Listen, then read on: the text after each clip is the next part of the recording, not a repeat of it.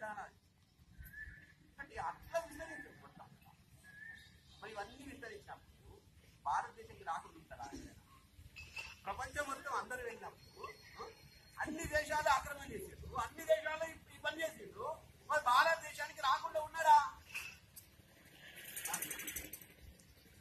క్రైస్తవం రాలేదా? ఎక్కడెక్కడ అణచేసింది మన యొక్క క్షత్రియులు, మన రాజు.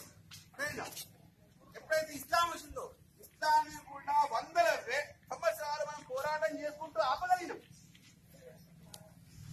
కానీ ఏ హిందువు కూడా పిలిచివాడు కాదు గుర్తుపెట్టుకోండి. కానీ బానిసత్వం బ్రతికాం మనం. కానీ మతాన్ని కోల్పోలేదు, ధర్మాన్ని కోల్పోలేకుండా జీవించగలిగినాం. అప్పుడు సమాజం మనకి ఈరోజు మన హిందువుగా జీవిస్తున్నామంటే మన తాత ముత్తాతలు బలిదానం కారణంగా జీవిస్తున్నాం. గుర్తుపెట్టుకోండి.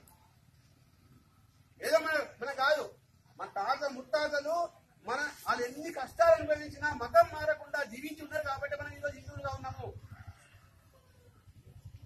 లేకపోతే ఎప్పుడు బలైపోతుంది మనం కూడా.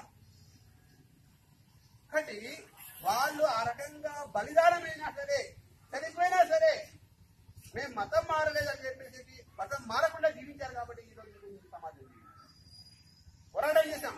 కేవలం ఒక అయోధ్య యొక్క ఏదైతే ఉందో దానికోసమే 272 యుద్ధాలు చేశాం. గుర్తుపెట్టుకోండి. ఒక రాముడి యొక్క స్థలాన్ని కాపాడడం కోసం. కాబట్టి వాళ్ళ కారణంగా ఒక్కరోజు పోరాటం చేసి ఆగిపోవడం కాదు, చచ్చిపోవడం కాదు, వందల సంవత్సరాలు పోరాటం చేసే జాతి మనది. అది ఇంకా హిందుత్వం భారతదేశంలో ప్రపంచంలో అట్లా శక్తి లేని కారణంగా ప్రపంచ దేశాలన్నీ కూడా దాసోహం అయిపోయినవి. కానీ వాళ్ళ సమాప్తమైపోయిన ప్రపంచంలో చిత్రపటంలో వాళ్ళ నాగరికతనే లేదు, వాళ్ళ మా అస్తిత్వమే లేదు. మా పూర్వీకులు ఎవరో చెప్పుకోలేరు, వాళ్ళ జాతి ఎందుకు చెప్పుకోలేరు. కానీ మనం ఉన్నాము. సరే, ఇంకా మనం ఉన్నాం కాబట్టి అసలు ఏంటి, ఎందుకున్నాం? మన హిందుత్వంలో ఎందుకు మతం మారలేదు? వాళ్ళు మన పూర్వీకులు ఎందుకు మతం మారలేదు? మనం ఆలోచిస్తే మన ధర్మం గొప్ప అని చెప్తాం. అందుకే మనం ఇప్పుడు మా మామూలు వినాలంటే గర్వ్ సే కహో హమ్ హిందూ హై, గర్వ్ సే కహో హమ్ హిందూ హై. అంటే మనం ఎందుకు అలా అంటున్నాము గర్వ్ సే హిందూ అని? అంటే హిందుత్వంలో అంత గొప్పతనం ఉందా? మన ధర్మము మనకు అట్లా నేర్పిందా అని మనం ఆలోచించాలి. మనకు తెలుసు, కానీ మనం ఆచరిస్తే గుర్తుపెట్టుకోండి. మనం హిందువుగా జీవిస్తున్నాం కానీ హిందూ ధర్మం మనం మర్చిపోయాం. హిందూ ధర్మానికి ఇతర మతానికి ఏమి తేడా ఉంది? మరి ఇస్లాం ఎందుకు వ్యతిరేకించాలి? క్రైస్తవం ఎందుకు వ్యతిరేకిస్తాం? ఆరాధన పద్ధతిలో వ్యతిరేకిస్తున్నామా? కూర్చుని ముఖ్య పద్ధతిలో మనం వ్యతిరేకిస్తున్నామా? ఆలోచించాలి. క్రైస్తవం అనుకోండి, ఏసుక్రీస్తుని మొక్కుతాం, ఒకటి తప్పేమని? మనం హిందువులో మొక్కమా? మనం చెట్టుకు మొక్కుతాం, పుట్ట మొక్కుతాం, దేనికైనా మొక్కుతాం, రాయికి మొక్కుతాం, అన్నింటిలో మొక్కుతాం.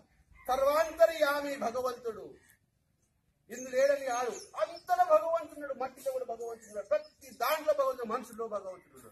ఇది మనం చూసే గొప్పదనము.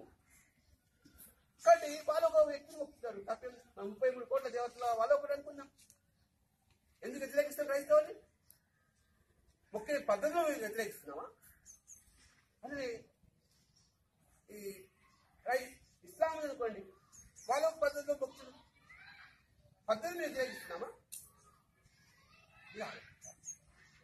మతం ఆధారంగా జీవన విధానం ఉంటుంది, ఇది కోల్పోవాలి.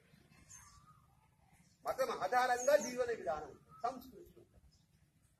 ఏం సంస్కృతి, ఏం జీవన విధానం? ఒక 2-3 విషయాలు చెప్తాను.